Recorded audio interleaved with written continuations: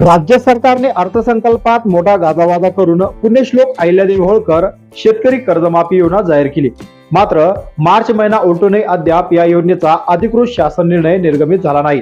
शिवाय पीक विम्याचा कुठलाही लाभ शेतकऱ्यांना मिळत नसल्यामुळं राज्यातील लाखो शेतकरी संभ्रमात असून कर्ज भरायची की कर्जमाफीची वाट पाहायची अशा पेचात शेतकरी अडकलाय. शेतकरी मित्रांनो नमस्कार, स्वागत आहे तुमचं आपल्या युट्यूब चॅनलमध्ये. कर्जमाफी संदर्भात थोडक्यात माहिती या व्हिडिओमध्ये आपण पाहणार आहे. मित्रांनो व्हिडिओ शेवटपर्यंत पहा. चॅनलवर तुम्ही नवीन असाल चॅनलला सबस्क्राईब करून ठेवा, असेच महत्त्वाचे व्हिडिओ तुम्हाला भेटत राहतील. मित्रांनो नेमकी काय आहे अपडेट, चला व्हिडिओ सुरू करूया.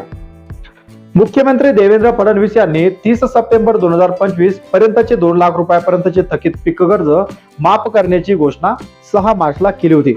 मात्र या घोषणेचे रूपांतर शासन निर्णयात होत नाही तोपर्यंत बँकेकडे कर्जमाफीची कोणतीही अंमलबजावणी प्रक्रिया सुरू होऊ शकत नाही. 30 मार्चलाही लेखी आदेश नसल्यामुळे बँकांनी शेतकऱ्यांकडे कर्ज वसुलीसाठी तगादा लावून धरलाय. 31 मार्च पर्यंत कर्जाची नुजरिंग किंवा परतफेड झाली नाही तर सवलतीचा व्याजदर संपूर्ण शेतकऱ्यांवर अधिक व्याजाचा बोजा पडू शकतो. जुने कर्ज थकीत राहिल्यास पुढील खरीप हंगामासाठी नवीन पीक कर्ज मिळण्यास शेतकऱ्यांना अडचणी येऊ शकतात. नियमित कर्जफेड करणाऱ्यांना 50,000 रुपयाचे अनुदान जाहीर झाले, पण त्यांच्या अटी शर्तीचा आदेश नसल्यामुळे तेही अधांतरीच आहे. त्यामुळे शेतकरी पेचात सापडलाय. महसूल मंत्री चंद्रशेखर बावनकुळे यांनी नुकत्याच दिलेल्या माहितीनुसार शेतकऱ्यांच्या कर्जमाफीच्या प्रक्रियेसाठी बँकांमार्फत माहिती संलग्न करण्याचे काम सुरू आहे. 30 जून पूर्वी प्रत्यक्ष लाभ देण्याचे नियोजन असल्यामुळं असं सांगितलं जात आहे. घोषणा झाली तरी अध्यादेश नाही. या परिस्थितीमुळे शेतकऱ्यांना तीव्र संताप आहे. शासनाने तात्कालिक शासनादेश काढून एप्रिल महिन्याच्या शेवटीपर्यंत याची मुदत वाढवून द्यावी आणि बँकांना वसुली थांबवण्याचे आदेश देण्यात यावे, जेणेकरून शेतकऱ्यांना आर्थिक भुर्दंड सोसावा लागणार नाही, अशी माहिती शेतकऱ्यांकडून होत आहे.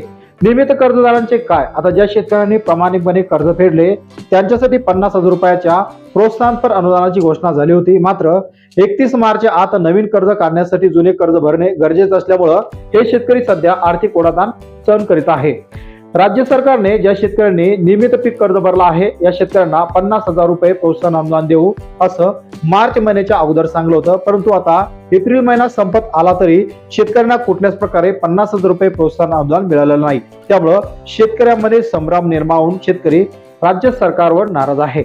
शेतकरी मित्रांनो, राज्य सरकारने तात्काळ कर्जमाफी करावी किंवा नाही करावी, चंद्रशेखर बावनकुळे यांनी शेतकऱ्यांसाठी काही महत्वाचा निधी त्या ठिकाणी देण्यात यावा का, या संदर्भात तुमचं मत नक्कीच कमेंटमध्ये कमेंट करून कळवा.